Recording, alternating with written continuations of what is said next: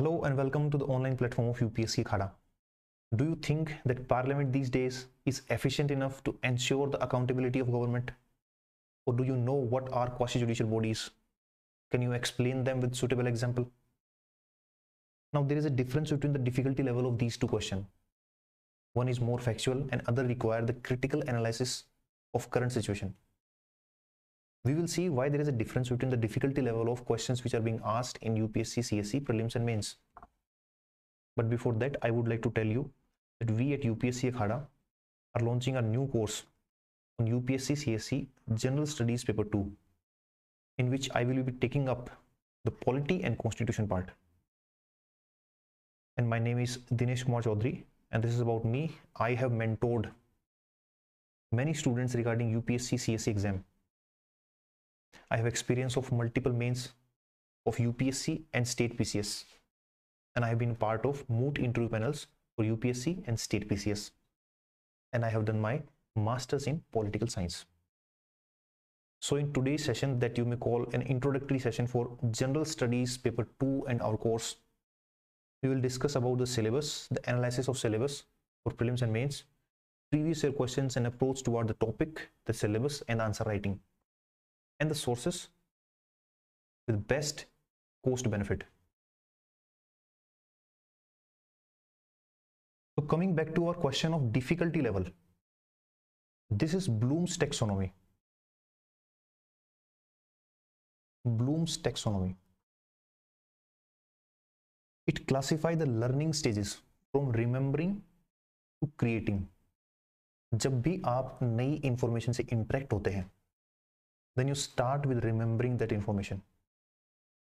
और यहां से क्वेश्चन बहुत कम पूछे जाते हैं यूपीएससी प्री और मेंस दोनों में.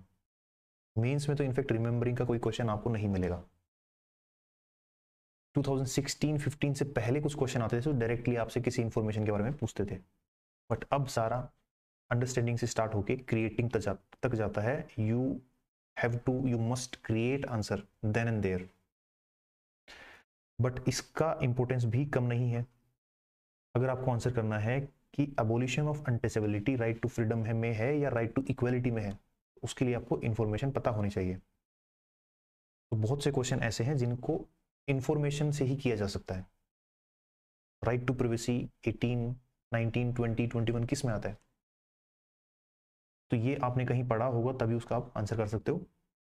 इसके अलावा भी कुछ क्वेश्चन रिमेंबरिंग बेसिस पे आप कर सकते हो. During this course I will tell you कि आपको क्या याद रखना है. आर्टिकल्स का बहुत ज्यादा इंपॉर्टेंस आजकल के ट्रेंड के हिसाब से नहीं है, बट कुछ इंपॉर्टेंट चीजें वो आपको मैं बता दूंगा. इसके अलावा एनालाइजिंग, इवेलुएटिंग और क्रिएटिंग. ब्लूम्स टैक्सोनॉमी बताती है कि किस तरह से आप एक इंफॉर्मेशन के साथ उसके डायमेंशन को पढ़ते पढ़ते क्रिएटिंग तक पहुंच सकते हैं. तो केवल एक पर्टिकुलर बुक पढ़ने से आप उसके फैक्ट को रिमेंबर करके रख सकते हो, फैक्ट को जान सकते हो, बट उसका एनालिसिस करने के लिए आपको करंट सिचुएशंस को पढ़ना बहुत जरूरी है. That's why newspaper are very important. Current events क्या हो रहे हैं वो आपको पता होना चाहिए. और क्रिएटिंग की स्टेज के ऊपर आने के बाद ही आप देखते हैं कि प्रोसीजरल एस्पेक्ट किसी चीज का आप समझते हैं कि जॉइंट सिटिंग का प्रोसीजर क्या है, क्यों है, किन सिचुएशन में होता है, किन सिचुएशन में नहीं होता. ये आपका मेंस का क्वेश्चन है. तभी आप समझ पाएंगे कॉन्सेप्ट के बारे में. कॉन्सेप्ट को समझने के बाद आपने समझ लिया फेडरल स्ट्रक्चर होता क्या है. उसकी कोर अंडरस्टैंडिंग समझने के बाद ही आप आंसर कर पाएंगे कि सीबीआई के होने की वजह से, सीबीआई के एक्शन की वजह से फेडरल स्ट्रक्चर में क्या इन्फ्लुएंस होता है, या डिजास्टर मैनेजमेंट एक्ट या एपिडेमिक्स एक्ट. फेडरल स्ट्रक्चर से इनका क्या लेना देना. कॉन्सिक्वेंशियल पूरे एनालिसिस अंडरस्टैंडिंग के बाद ही आप जान पाएंगे कि किसी एक पर्टिकुलर सिचुएशन के कॉन्सिक्वेंस क्या होंगे. सुप्रीम कोर्ट का जजमेंट आया, जजमेंट के क्या कॉन्सिक्वेंसेस होने वाले हैं, how it will expand the scope of a particular article, how the GST, introduction of GST will change the cascading effect. तो फैक्ट्स के बाद में बहुत सारा काम बाकी आपका रह जाता है, जो कि न्यूज़पेपर से करंट इवेंट्स को पढ़ने के बाद एनसीईआरटी की लैंग्वेज को यूज करके आप उसका आंसर कर सकते हो, बट आपको फैक्चुअल अंडरस्टैंडिंग भी होनी चाहिए। उसी के बेसिस के ऊपर ही आप पूरी बिल्डिंग तैयार करते हो, तभी आप ऊपर तक पहुंच सकते हो इसमें। तो लास्ट में क्रिटिकल एनालिसिस, आप जो आप जानते हो, एनालिसिस करवाना, क्रिटिकल एनालिसिस, डिस्कशन करवाना, ठीक है। तो ये मैं बताना इसलिए चाह रहा था कि डिफिकल्टी लेवल इस बेसिस पे होते हैं कि शुरुआत से लेकर आप खुद देख लीजिए कि आप जब पढ़ रहे होते हैं आप किस स्टेज के ऊपर है अभी। क्या आपको केवल फैक्ट्स याद हैं, कि एक तरीका होता है लॉ मेकिंग का कि ऑर्डिनरी बिल किस तरह से पास होता है, एक तरीका होता है बजट का कि बजट किस तरह से पास होता है। वो पढ़ने के बाद अगर आप एक बार देख भी लें प्रैक्टिकल कि क्यों होता है, किस तरह से होता है, डिमांड फ्रॉम ग्रांट क्या है, पार्लियामेंट्री कमेटीज किस तरह से हेल्प करती हैं, are they efficient, separation of power क्या है, डिवीजन ऑफ पावर क्या है। तो इन सब चीजों का बेसिक अंडरस्टैंडिंग होने के बाद ही आप आंसर कर सकते हो। Even parliamentary form of government एक कोर कॉन्सेप्ट है जिसके बेसिस पे काफी सारे आंसर्स में इसको यूज किया जा सकता है। इसलिए डिफरेंट डिफिकल्टी लेवल के क्वेश्चन को अलग अलग तरीके से हैंडल किया जाता है, बट एक कोर रिक्वायरमेंट ये है कि आपको कॉन्सेप्ट बहुत अच्छी तरह आना चाहिए, और वही हम इस सेशन में करने की पूरी कोशिश करेंगे। सबसे पहले देखते हैं मार्किंग स्कीम, वेटेज क्या है। देखिए इसमें 2016 से देखें हम 17 22 question, 13 question, 15 question, 18 question, 10 question. तो मान लीजिए कि आपके प्रीलिम्स के अंदर लगभग 20 क्वेश्चन के आसपास आ सकते हैं, 15 to 20 क्वेश्चन, मतलब 30 to 40 marks from polity and constitution, और कुछ गवर्नेंस के क्वेश्चन इसमें इंक्लूडेड है। आपकी कट ऑफ कितनी जाती है देख लो आप, उसमें कितना पार्ट पॉलिटी का है, 90 to 110। मीन्स की अगर बात करें तो पॉलिटी एंड कॉन्स्टिट्यूशन ये 90 to 110 मार्क्स आपके मेंस में पॉलिटी एंड कॉन्स्टिट्यूशन से आते हैं। अगर गवर्नेंस को इसमें इंक्लूड कर लें तो ये 140 हो जाता है। तो this is the importance of this portion, polity and governance. Apart from that ये GS1 में भी आप इसका आंसर कर सकते हो। जो आपका एथिक्स का पेपर है उसमें गवर्नेंस के बारे में, अगर आपको लॉ के बारे में पता है तो आप उसका बेटर आंसर कर सकते हो उसमें। इनफैक्ट बहुत इंपॉर्टेंट है आपके लिए एसए के लिए भी। फाइनली जब आप इंटरव्यू देते हो तब भी आप इसके ऊपर काफी क्वेश्चन आपसे पूछे जा सकते हैं, और आफ्टर सिलेक्शन तो होता ही है, पूरा लॉ का पता होना चाहिए आपको। इसमें अभी प्रीलिम्स में ट्रेंड क्या है नया, कि पॉलिटिक्स के साथ में लॉ से क्वेश्चन पूछा जा रहा है, जुडिशियल कस्टडी के बारे में, बार काउंसिल के बारे में पूछा जा रहा है। साथ में आपसे पब्लिक एडमिनिस्ट्रेशन पूछा जा सकता है, सिविल सर्विसेज बोर्ड के चीफ कौन है, जो कि आपके कोर पॉलिटिक्स से थोड़ा इधर उधर होके, बाकी आप न्यूज़पेपर पढ़ेंगे, देखेंगे कि कुछ स्टेट पीसीएस के क्वेश्चन पेपर देख लिया आपने, क्लास में पूरा ध्यान देंगे तो ये सब चीजें हम डिस्कस करने वाले। Previous year questions, mains questions, article 21 पढ़ते वक्त जब हम राइट टू प्राइवेसी को उसमें पढ़ रहे होंगे तो डेटा प्रोटेक्शन बिल अपने आप में एक आधी क्लास ले लेगा, because it is the current event, और वहीं से क्वेश्चन पूछा जा सकता है। अब जैसे आप बात करें उसकी, एक क्वेश्चन पूछा गया आपसे कि right to move and residency throughout the country is an right of every citizen, but this is not absolute. अब आपको 15 वर्ड्स में इसका आंसर करना है, 10 वर्ड्स में इसका आंसर करना है ना, सॉरी 15 और 10 मार्क्स में इसका आंसर करना है मान लो, तो आप केवल कॉन्स्टिट्यूशन के प्रोविजन से नहीं कर सकते उसको। उसके लिए आपको एक उसकी कोर अंडरस्टैंडिंग होनी चाहिए, और साथ में आपको ये ध्यान होना चाहिए कि करंट इवेंट किस तरह से चल रहे हैं। मान के चलिए क्वेश्चंस उसी से पूछा जाएगा जो कि इशू करंट इवेंट्स में होगा, कहीं ना कहीं उसका कोई रिलेशन होगा।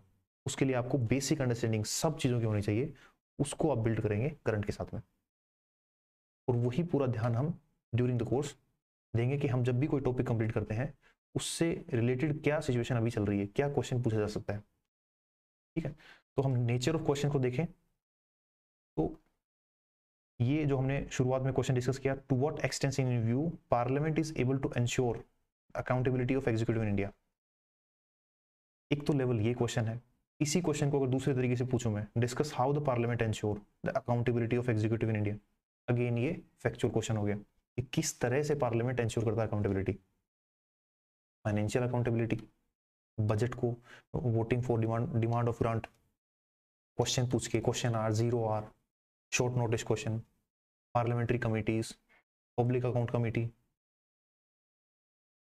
CAG, no confidence motion, adjournment motion, calling attention motion, censure motion, बहुत सारे तरीके हैं जिससे पार्लियामेंट कंट्रोल। अब ये तरीके हैं केवल, इनकी आप लिस्ट बना सकते हो, but UPSC will never ask you about this list, they are asking to what extent, then you must know the current application कि अभी कोई no confidence motion against government आया है क्या, वो आपको ध्यान देना है। जब भी आप न्यूज़पेपर में देखते हैं that Lok Sabha moves a no confidence motion against the government, तब आपको सोचना चाहिए कि यहां से क्वेश्चन बन सकता है।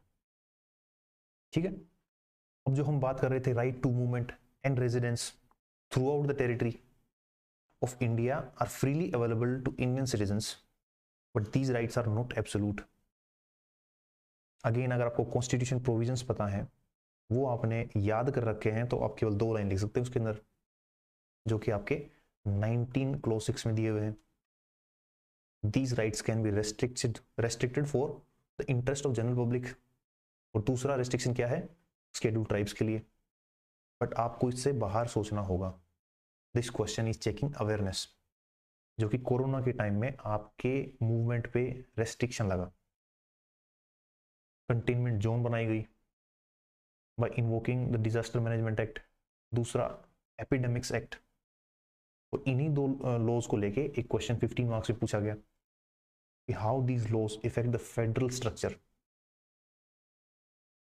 इसके बाद आपने देखा होगा CRPC 144, कर्फ्यू लगना, इनर लाइन परमिट की बात आपने न्यूज़पेपर में कहीं पढ़ी होगी, जहाँ नॉर्थ ईस्टर्न स्टेट्स के जो ट्राइबल एरिया से वहां नहीं जा सकते आप without the permission of the state government. Prostitutes के मूवमेंट पे रेस्ट्रिक्शन, जो आपके सिक्योरिटी इंस्टॉलमेंट्स हैं, सिक्योरिटी एस्टेब्लिशमेंट्स हैं, जो उनमें आप एंटर नहीं हो सकते। तो बहुत सारे रेस्ट्रिक्शन, क्योंकि यहाँ लिखा है through out the territory of India, through out the territory of India आपका मूवमेंट और रेजिडेंस फ्री नहीं है, दैट इज नॉट एब्सोल्यूट, उसके ऊपर कुछ कंडीशंस हैं। तो ये आपको जनरल अवेयरनेस इसका आंसर आप कर सकते हो केवल। Next is do parliamentary do departmental related parliamentary standing committees. अभी नाम बड़ा लेंदी सा लग रहा है आपको, but again this question is related to parliamentary form of government in which the executive is a part of legislature, and that's why legislature, जो हमने शुरुआत में क्वेश्चन पूछा था कि पार्लियामेंट एफिशिएंट है एग्जीक्यूटिव पे कंट्रोल करने के लिए, and this is a tool by which legislature ensures the financial control on executive। जो बजट पास होता है उसके अंदर वोटिंग डिमांड फॉर ग्रांट्स होती हैं, उनको चेक करने के लिए 24 डिपार्टमेंटली रिलेटेड पार्लियामेंट्री कमिटीज हैं। मिनिस्ट्री ऑफ डिफेंस के लिए अलग है, मिनिस्ट्री ऑफ कॉमर्स के लिए अलग है, मिनिस्ट्री ऑफ फाइनेंस के लिए अलग है। वो कमिटीज जो MPs को मिला के ही बनती है, वो कमिटी चेक करती है कि इन्होंने जो डिमांड की है वो सही है या नहीं है। And this is different from select committees, how this is different from PAC। जो स्टैंडिंग फाइनेंशियल कमिटीज हैं उससे कैसे अलग हैं ये। तो ये सब चीजें अब इस आंसर के अंदर आप ये यूज करेंगे, parliamentary form of government, responsible government, financial control over executive, ये आपको बेसिक पता होना चाहिए। Keeps the administration on toes and inspire reverence for parliamentary control, evaluate the working of such committees with suitable example. Example का use आप तब कर पाएंगे जब आपको करंट इवेंट्स का पता हो, और उसके लिए सबसे पहले आपको एक्चुअली पता होना चाहिए कि departmentally related parliamentary standing committees क्या होती हैं, एडोक कमिटी से कैसे डिफरेंट है। इस तरह से हम डिटेल में इन चीजों को डिस्कशन करेंगे कि how they are different from each other, उनके क्या फंक्शंस हैं, रिसेंटली कितनी एफिशिएंट है वो। मेजोरिटी गवर्नमेंट में पूरा सिस्टम बदल जाता है ये, कोलिजन गवर्नमेंट होगी तो बिल्कुल अलग होगा। सीएजी कितना स्ट्रॉन्ग है, एक हुआ करते थे CAG Vinod Rai. It depends on how the institution performs. PAC में जो मेंबर्स हैं उनको खुद को फाइनेंस के बारे में कितना पता है। तो ये बहुत सारे डायमेंशन हैं जिनके ऊपर हम डिस्कस करने वाले हैं, ठीक है। तब आप इन क्वेश्चंस का आंसर कर सकते हो। अब हम देखते हैं आपका सिलेबस, किस तरह से सिलेबस डिवाइडेड है। देखिए यहाँ पे लिखा है governance, constitution, polity, social justice, international relation. इसमें हम देखने वाले हैं constitution and polity part. Indian constitution, historical underpinnings, जो आपके जितने भी एक्ट्स हैं 1947 से पहले के, उन सब के बारे में, क्योंकि मेंस में यहां से भी क्वेश्चन पूछा गया है कि गवर्नमेंट ऑफ इंडिया एक्ट 1935 कितना फेडरल था। फेडरेशन था ना, उसमें रिजर्व बैंक ऑफ इंडिया की बात हुई, फेडरल पब्लिक सर्विस कमीशन की बात हुई, फेडरल कोर्ट की बात हुई। फेडरेशन को पूरा समझने के बाद आप बता सकते हैं कि एक्चुअली वो फेडरल स्ट्रक्चर था या नहीं था। इसी पे प्रीलिम्स में कुछ क्वेश्चन पूछा गया कि फेडरेशन का सबसे इंपॉर्टेंट कंपोनेंट क्या है, इंडिपेंडेंट जुडिशरी है या 2 हाउसेज हैं या रिटन कॉन्स्टिट्यूशन है। तो कई बार ऐसा होता है कि बहुत सारे ऑप्शंस में से हमें बेस्ट चूज करना होता है, और वो तभी कर पाएंगे जब आपको एकदम ढंग से पता होगा कि इसका मतलब क्या है। बहुत सारी टर्म्स हैं, उनका मीनिंग, प्रीएम्बल में जो वर्ड्स यूज किए गए उनका एक्चुअल मीनिंग, इवोल्यूशन इस तरह से हुआ, फीचर्स, अब फीचर्स लिखा इसमें सब आ गया, प्रीएम्बल को इसको इंक्लूड कर सकते हो। 2016 में क्वेश्चन पूछा गया कि जो प्रीएम्बल में वर्ड्स यूज किए गए are they justifiable in the recent time. क्या हम सोवरेन हैं या कोई ऐसे इश्यूज हैं जो सोवरेनिटी को इरोड कर रहे हैं। क्या हम सोशलिस्ट हैं, सेकुलर हैं, रिपब्लिक हैं, तो इनको जस्टिफाई करना आपको। तो ये प्रैक्टिकल सिचुएशन से ही आप इसका आंसर कर सकते हो। अमेंडमेंट्स और significant provisions and basic structure साथ में लिखा हुआ है। अमेंडमेंट से डायरेक्टली क्वेश्चन नहीं पूछा जाएगा कि आप याद करने बैठ गए कि ये प्रोसीजर है 368 के अंदर जिससे अमेंडमेंट होता है, बट क्वेश्चन वहां से नहीं आएगा। बेसिक स्ट्रक्चर में केशवानंद भारती केस में क्या बोला गया वहां से क्वेश्चन नहीं आएगा, बट रिसेंटली क्या हुआ है बेसिक स्ट्रक्चर को लेके वहां से क्वेश्चन पूछा जाएगा, ठीक है।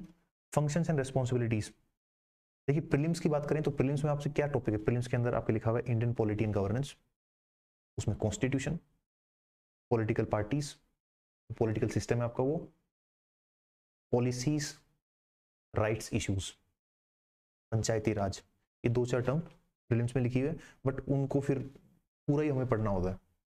जब आप स्टार्ट करते हो पढ़ना तो आप मेंस के लिए पढ़ना स्टार्ट करो, और मेंस के लिए पढ़ने का मतलब यही है understanding what and why,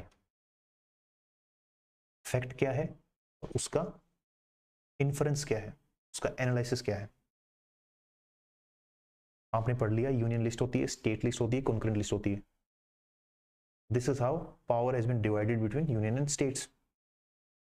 but उसकी वजह से प्रैक्टिकली क्या सिचुएशन आ रही है, क्या डिस्प्यूट हो रहा है, उसका रिड्रेसल कैसे होगा, तो ये सब बातें आपको ध्यान करनी है। Functions and responsibility of union and the states, again federal structure की बात यहाँ पे, issues and challenges pertaining to the federal structure. अब इसकी बहुत लंबी लिस्ट है, और उस लिस्ट में से क्या करंट में होगा उस पर क्वेश्चन आएगा। गवर्नर है, आपके इमरजेंसी प्रोविजंस हैं,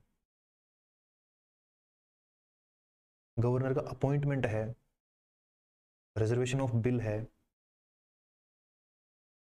तो जितने भी इश्यूज हैं जो यूनिटरी बना देते हैं, राज्यसभा का क्या रोल है फेडरल स्ट्रक्चर में, क्वेश्चन आपसे पूछा गया मेंस में, क्या ये स्टेपनी टायर है बीबी, या इसका भी कुछ बहुत बढ़िया रोल है फेडरल स्ट्रक्चर को मेंटेन करने में। Federalism is a part of basic structure of constitution, ये सुप्रीम कोर्ट ने अपने अपने जजमेंट में बोला है। तो ये सब इंटरमिक्स हैं चीजें, तब आप उसका आंसर कर सकते हो। Devolution of power and financing up to local level challenges दे रहे हैं, पंचायती राज म्यूनिसिपैलिटीज। अब ये अपने आप में एक फेडरेशन का नेक्स्ट पार्ट है, डिवोल्यूशन ऑफ पावर। बट अगर यहां डिवोल्यूशन ऑफ पावर लिखा है और अगर प्रीलिम्स में क्वेश्चन पूछ लिया गया आपसे, पंचायती राज को बेस्ट एक्सप्लेन कैसे कर सकते हो आप? फेडरलिज्म से, डिसेंट्रलाइजेशन से? तो इन दोनों में से आपको अगर चूज करना हो तो आप कहेंगे डिसेंट्रलाइजेशन, डिसेंट्रलाइजेशन ऑफ पावर। तो इन वर्ड्स का एक्चुअल मीनिंग आपको पता होना चाहिए। डिसेंट्रलाइजेशन, डिवोल्यूशन होता क्या है? Separation of power. What is the difference between division of power and separation of power? Separation of power is between the organs of the government, executive, legislature and judiciary, इनके बीच में separation. क्या presidential form of government में tight separation of power होता है? But हमारे यहाँ executive is a part of legislature, तो इधर सेपरेशन ऑफ पावर किस तरह से इंश्योर किया गया? Between the organs and dispute redressal mechanism and institutions. Comparison of Indian constitutional schemes with that of other countries. France के प्रेसिडेंट का election हुआ तो पूछ लिया हमारे प्रेसिडेंट के इलेक्शन में उनमें क्या डिफरेंस है? राइट टू इक्वलिटी इंडिया और यूएस में कैसे डिफरेंट है? तो आपको बेसिक इंफॉर्मेशन ये भी होनी चाहिए कि कुछ दो चार कॉन्स्टिट्यूशंस, यूके का, यूएस का, जापान का, जर्मनी, फ्रांस, अब इनका क्या कंपैरिजन है इंडिया के साथ? पार्लियामेंट एंड स्टेट लेजिस्लेचर, इसका स्ट्रक्चर क्या है? स्ट्रक्चर में आपको ये याद, इससे कुछ फायदा नहीं होने वाला कि कितनी सीट्स हैं, क्या है। इस सीट्स 1971 के बाद बढ़ क्यों नहीं रही है जबकि पॉपुलेशन बढ़ती जा रही है? डिलिमिटेशन कमीशन क्या होता है? 2002 के बाद फिर से क्यों नहीं डिलिमिटेशन कमीशन बना? फंक्शनिंग क्या है पार्लियामेंट की? कंडक्ट ऑफ बिजनेस क्या है? कंडक्ट ऑफ बिजनेस के जो टूल्स हैं, जो rules of procedure of Rajya Sabha, Lok Sabha, उनमें क्या चेंजेस करने की, क्या रिफॉर्म्स की रिक्वायरमेंट है? राज्यसभा ने क्वेश्चन आवर को बाद में कर दिया, जीरो आवर को पहले कर दिया, इसका क्या रिलेवेंस है? Powers and privileges and issues arising out of that these. Parliament के अंदर एमपीज क्या बोलते हैं, इस तरह का कंडक्ट करते हैं, क्या जुडिशरी इसमें इंटरफेयर कर सकती है? Will it be violation of separation of power? Parliament की फंक्शनिंग की अगर बात करें तो इसके अंदर जो एंटी डिफेक्शन लॉ है उसने कैसे इस प्रिविलेजेस को इफेक्ट किया है? प्रिविलेज कहती है कि एमपी कुछ भी बोल सकते हैं, बट जो आपका एंटी डिफेक्शन लॉ है वो कहता है कि अगर विप के अगेंस्ट कुछ गया तो द स्पीकर और the presiding officer can disqualify the member. इनके इफेक्ट क्या है आपस में? Structure, organisation and functioning of executive and judiciary. Executive का स्ट्रक्चर क्या है, फंक्शनिंग क्या है, और जुडिशरी का क्या फंक्शन है? कॉन्स्टिट्यूशन ने प्रेसिडेंट को सबसे ज्यादा इंपॉर्टेंस दी है इसमें, एग्जीक्यूटिव में, but real power lies with the council of minister headed by PM. ये हमें पढ़ना है। एग्जीक्यूटिव, जुडिशरी, ऑब्वियसली लगभग इससे क्वेश्चन पूछा जाता है। कोलिजियम सिस्टम क्या है? क्या एक डेमोक्रेसी में ऐसा होना चाहिए कि इंस्टीट्यूशन अपने अपॉइंटमेंट खुद ही कर रहा है? नेशनल जुडिशियल अपॉइंटमेंट जो बिल था, कमीशन, उसके ऊपर तो क्वेश्चन आ चुका, बट अभी भी जैसे ही जो नए वाइस प्रेसिडेंट आए हैं वो हर दूसरे तीसरे दिन कुछ कमेंट कर रहे हैं जुडिशरी के ऊपर। इसमें जुडिशियल एक्टिविज्म क्या है? ये सब चीजें question. Ministries and departments of the government, pressure groups, formal informal association and role in polity, किसान आंदोलन, बिजनेस हाउसेस। बजट को क्यों डिस्कस किया जाता है? प्री बजट मीटिंग्स होती हैं सबके साथ में, वो कैसे पॉलिसीज को, कैसे बजट को इन्फ्लुएंस करती हैं? फॉर्मल और इनफॉर्मल एसोसिएशन क्या है? पॉलिटी में इनका इन्फ्लुएंस क्या है? पावर शेयरिंग की पूरी बात है ये, हर ग्रुप को अपना शेयर चाहिए पावर के अंदर। तो ये सब डिस्कशन हम क्लास में करने वाले हैं। Salient features of representation of people's act, जो आरपीए 1950 है, 1951 है, इससे क्वेश्चन हर दूसरे तीसरे साल में आता है। जैसे पूछा गया कि 1951 के अंदर जो डिस्क्वालिफिकेशन है मेंबर्स का, उसके प्रोसीजर में क्या चेंजेस करे जाने चाहिए?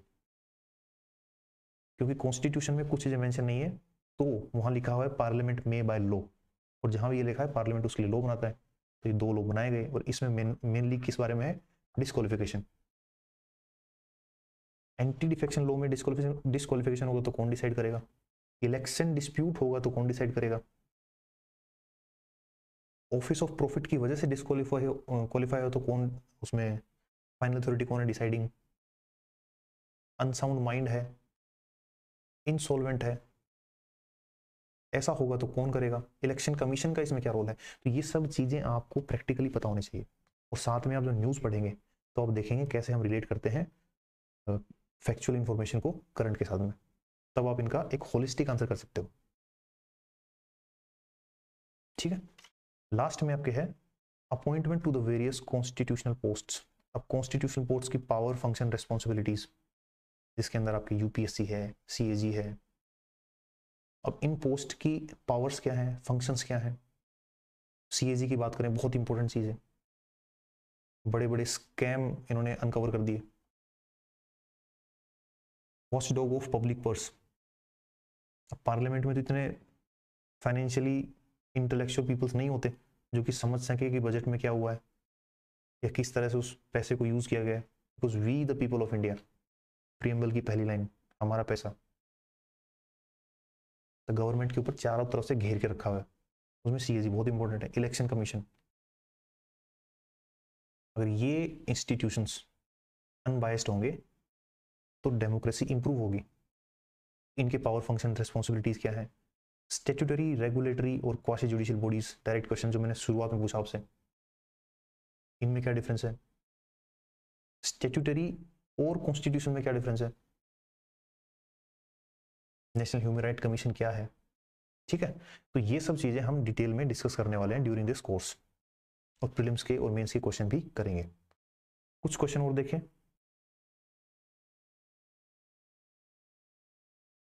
सोर्स को अगर आप देखें, right to movement and reservation जो हमने डिस्कस किया अभी, इसमें एक news, fundamental right to reside anywhere और move throughout the country can not be denied on flimsy ground, supreme court questions externment order of journalist.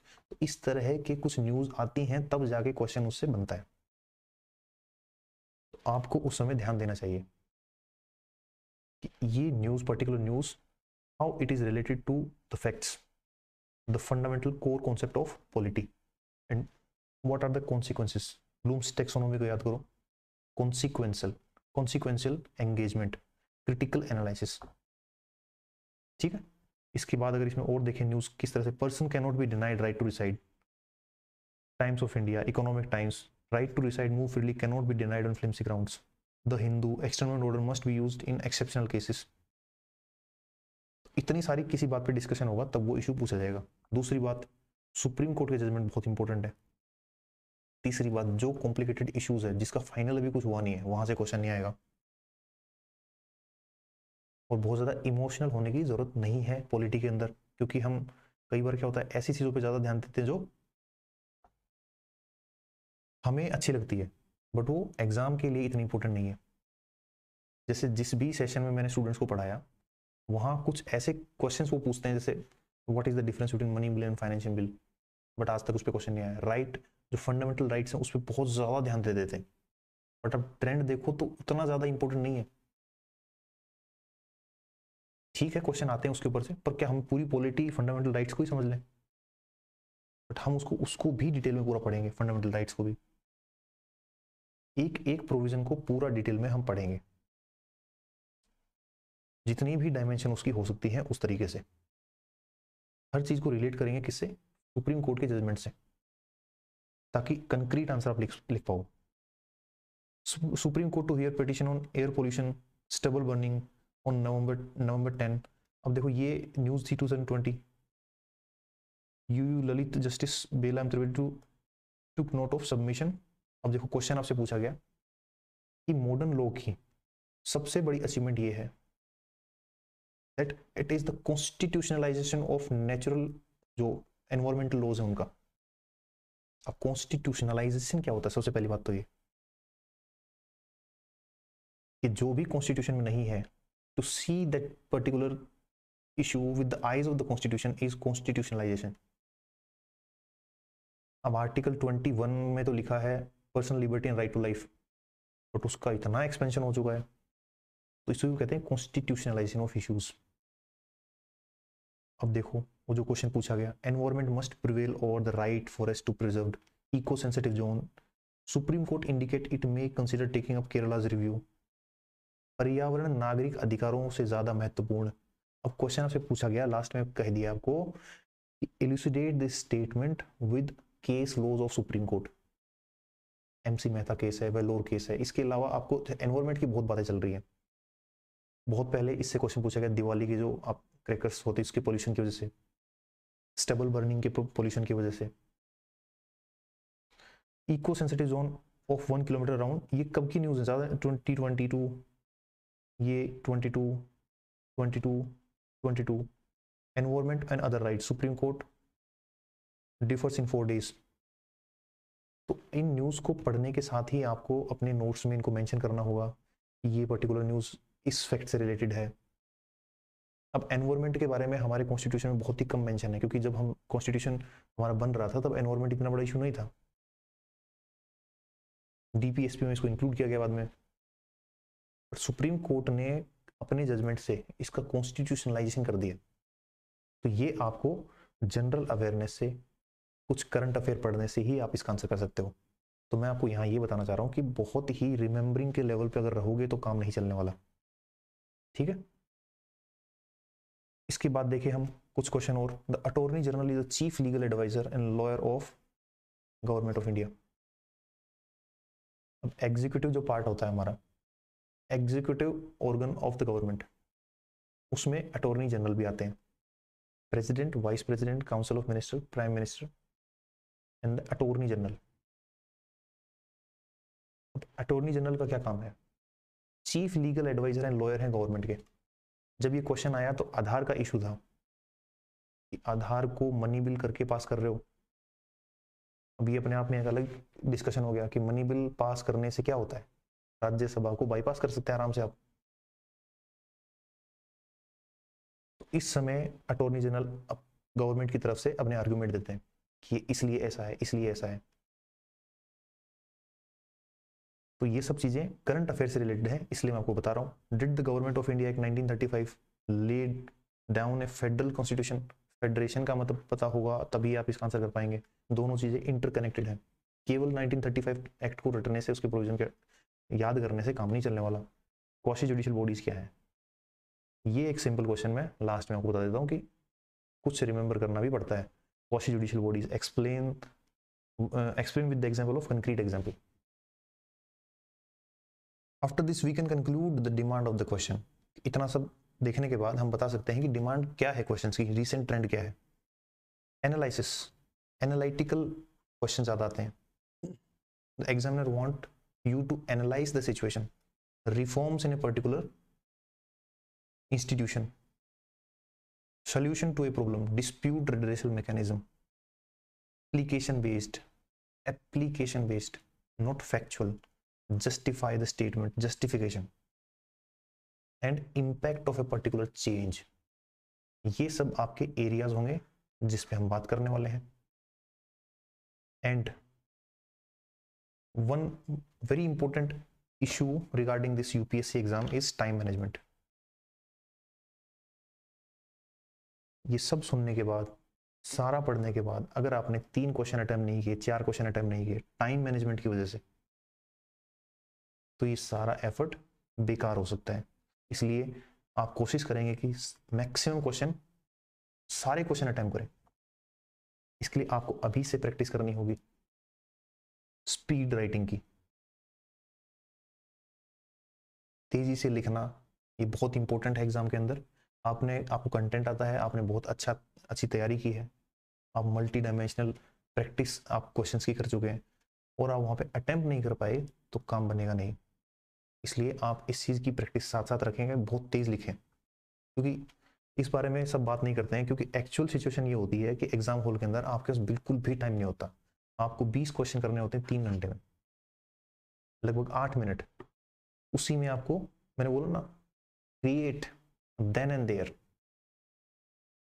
उसी में आपको सोचना है, उसी में आपको सारी डायमेंशंस को कैटर करना है, डिमांड देखनी है क्वेश्चन की। आपको डेविएट नहीं हो रहा है, यूपीएससी डेविएट करने की कोशिश करती है कि आपने फेडरल स्ट्रक्चर नाम पढ़ा, उसके बाद उसके फीचर्स बता दिए कि ये फेडरल होता है, 2 पॉलिटी होती है, रिटन कॉन्स्टिट्यूशन होता है, इंडिपेंडेंट जुडिशरी होती है, पर वो बात कर रहा है सीबीआई की। तो इस चीज़ की प्रैक्टिस आपको पहले ही करनी पड़ेगी, वहीं आपको आंसर फ्रेम करना होता है। तो ये फ्रेमिंग ऑफ आंसर ये हम देखने वाले हैं, इंट्रोड्यूस कैसे करें, सारे डायमेंशन को कैसे कैटेगरी बॉडी पार्ट में, और कंक्लूड किस तरह से जल्दी से निकल के सेकंड क्वेश्चन पे आ जाए। इसमें आपके एनसीईआरटीज की जो लैंग्वेज है वो बहुत इंपॉर्टेंट है। पॉलिटिकल पार्टीज जो नेशनल पार्टीज हैं वो सेंट्रलाइजेशन चाहती हैं, but state political parties autonomy चाहती हैं। अब ये आंसर 9th क्लास के एनसीईआरटी में है।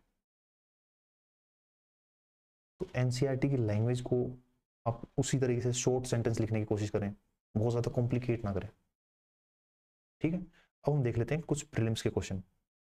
प्रीलिम्स ऑफ कोर्स बहुत इंपॉर्टेंट है, इसको पास करने के बाद ही आप मेंस लिखेंगे।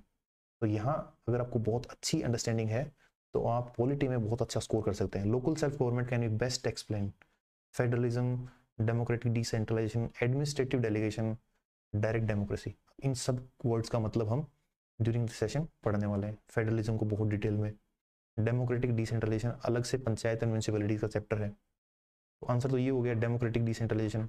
एडमिनिस्ट्रेटिव डेलीगेशन, जब भी पार्लियामेंट में कोई बिल बनता है तो केवल उसका स्ट्रक्चर तैयार करती है पार्लियामेंट। तो गवर्नमेंट ने बिल लाए, पार्लियामेंट ने उसको पास किया, उसके बाद अगेन वापस वो जो मिनिस्ट्री उसके पास चला जाएगा और वो जो उसके माइन्यूट डिटेल्स हैं उसको फिल करेंगे। That is administrative delegation. Direct democracy क्या होती है? In India there is indirect democracy. Direct democracy तो अभी बहुत कहीं है ही नहीं, स्विट्जरलैंड है कि कैंटोनमेंट्स में। तो ये इस तरह से आपको टर्म्स की बहुत अच्छी वो अंडरस्टैंडिंग होने के बाद आप आराम से क्वेश्चन कर सकते हो। Right to privacy protected under which article? 15, 19, 21, 29, 21, क्योंकि अगर आपने ये उस समय का क्वेश्चन है जब पुट्टस्वामी डिसीजन आया, तो ये 21 इसका आंसर हो गया। तो सुप्रीम कोर्ट के जजमेंट का भी बहुत ध्यान रखना है आपको। कोई कमीशन की रिपोर्ट है, लॉ कमीशन की रिपोर्ट है, सहारा नहीं पढ़ना, क्योंकि गलती आप ये करते हो कि आप बहुत ज़्यादा मटेरियल रख लिया और आप नोट्स बना के उनको रटने की कोशिश करोगे, तो वो सेटिस्फेक्शन वहां तक तो ठीक है पर एग्जाम में काम नहीं आने वाला। इसीलिए आपको बहुत कम टाइम में ज़्यादा लिखवाया जाता है कि कुछ भी सुपरफिशियल ना हो जाए, जो एक्चुअल आपको पता है वो बाहर आ जाए बस कॉपी में। दूसरा इसका रीज़न ये है कि आपको जो आप फील्ड में जो काम करेंगे आप सिलेक्शन के बाद भी, तब भी वैसी सिचुएशन देखने को मिलेगी। मेरी बेस्ट विशेष है कि आप सेलेक्ट हो जाएं, मगर सिलेक्शन होने के बाद आप सोच रहे हैं कि बहुत आराम की ज़िंदगी, तो ऐसा नहीं है।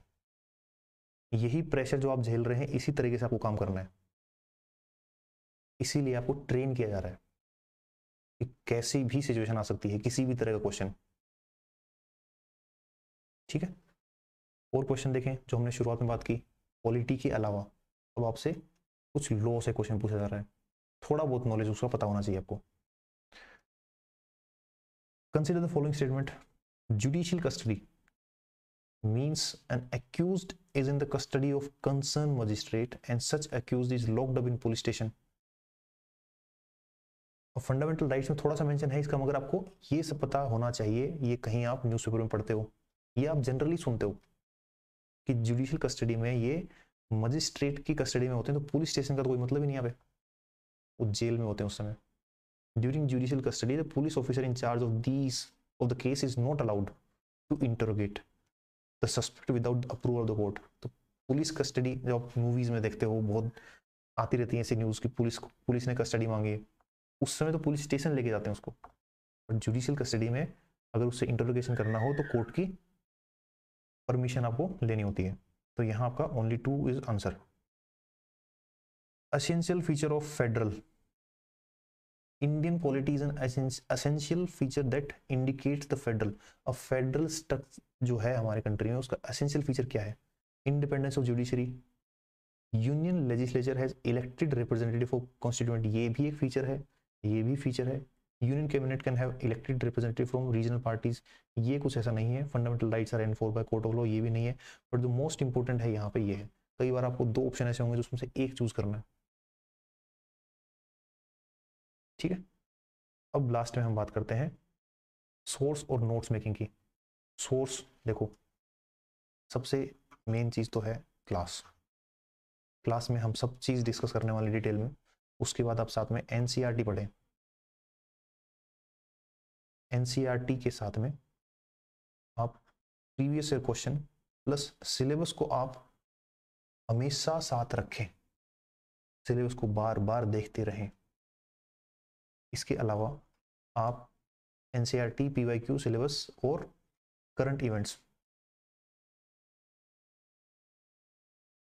ये सोर्स आपका कुछ भी हो सकता है। द हिंदू पढ़ो, इंडियन एक्सप्रेस पढ़ो, या राज्यसभा लोकसभा टीवी देखो, कहीं से भी करंट इवेंट्स को देखो।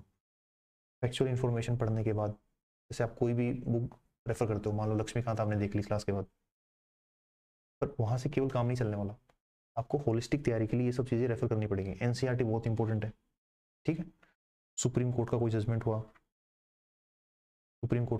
हुआ, कोई रिपोर्ट है किसी कमीशन की, उसको देख लिया, और ये सब होने के बाद फिर आपने टेस्ट सीरीज दे ली। नोट्स मेकिंग का ऐसा है, डिपेंड करता है आपके ऊपर।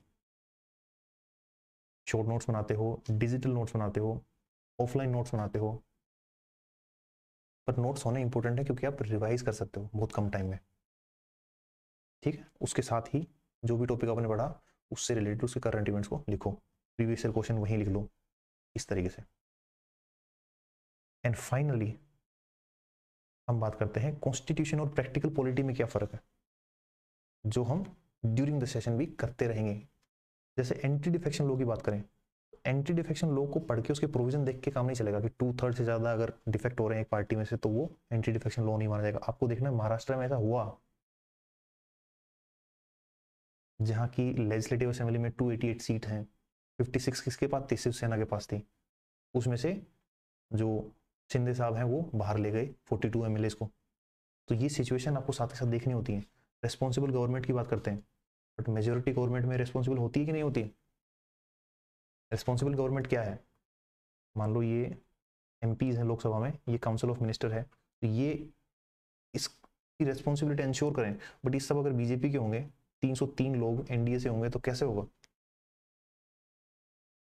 तो बहुत ज्यादा मेजोरिटी होती तो इसके ऊपर असर पड़ता है। Parliament highest law making body है, तो इसकी एफिशिएंसी है कि नहीं अभी। अटेंडेंस इतनी कम रहती है, हमारे पास केवल 2 बजे से लेकर 6 बजे तक लॉ मेकिंग का टाइम रहता है। इससे पहले क्वेश्चन आ रहे हैं, जीरो आ रहे हैं। इसकी एफिशिएंसी कितनी है, पिछली लोकसभा की एफिशिएंसी कितनी थी, ये आपको देखना है। 17th लोकसभा में कितने बिल पास हुए, कितना टाइम अलॉट हुआ लॉ मेकिंग को, जो उसका प्राइम काम है। फंडामेंटल राइट्स इक्वलिटी की बात करते हैं, तो हमें देखना है कि वुमेन्स का पार्टिसिपेशन अलग अलग जगहों में कहाँ पे है। शेड्यूल ट्राइब, जो शेड्यूल कास्ट हैं उनका लोकसभा में, राज्यसभा में, स्टेट लेजिस्लेटिव असेंबलीज में पार्टिसिपेशन। तो ये सब चीजें आपको देखनी है।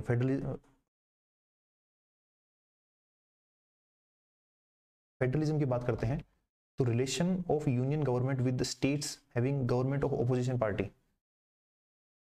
सेंटर में बीजेपी है, एक स्टेट में बीजेपी, दूसरे स्टेट में कांग्रेस। तो अब इनका रिलेशन एक जैसा रहेगा, क्योंकि कॉन्स्टिट्यूशन में अगर आप 246 आर्टिकल की बात करें,